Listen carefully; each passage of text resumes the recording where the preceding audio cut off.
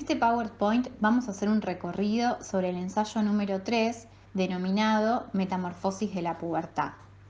Freud plantea que a la par de los cambios físicos, somáticos y psíquicos que se dan en la pubertad, se va a centrar en el hecho de que con el advenimiento de la pubertad, la pulsión sexual, que antes era autoerótica, como vimos en la organización sexual infantil, ahora va a hallar un objeto sexual en el exterior, es decir, en la exogamia.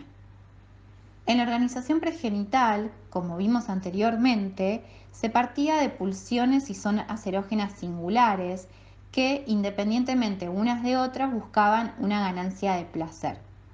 En la pubertad, todas cooperan y se subordinan bajo el primado de la zona genital.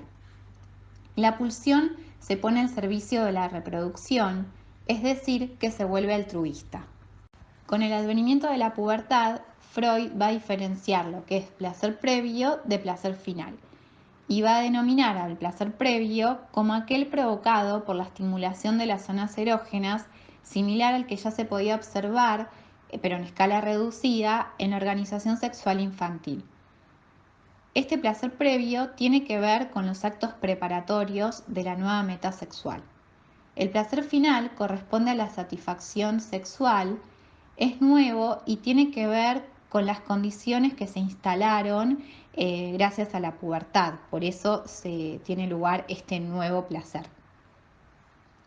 Freud va a dar cuenta que en la pubertad se da la oposición femenino-masculino y va a decir que en el caso de la mujer va a haber un cambio respecto a la zona erógena.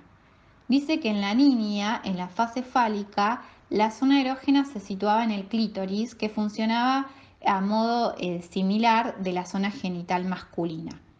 En la pubertad, Freud plantea que es necesario que haya un cambio, ¿sí? Que se transfiere la estimulabilidad erógena del clítoris a la vagina. En el hombre, en cambio, se va a conservar la zona erógena, aquella de la fase fálica.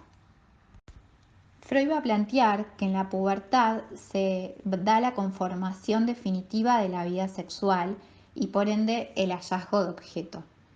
A la elección de objeto la plantea en dos tiempos. El primer tiempo es entre los 2 y los 5 años y esta elección va a estar catequizada por la naturaleza infantil de sus metas sexuales y va a ser detenido por el periodo de latencia. Los vínculos infantiles con los padres van a cobrar relevancia para la elección de objeto sexual en la pubertad. Freud plantea que la inclinación sexual del infante hacia sus padres va a ser desviada por la barrera del incesto y se orientará hacia otras personas semejantes, pero en este caso del mundo exterior en la exogamia.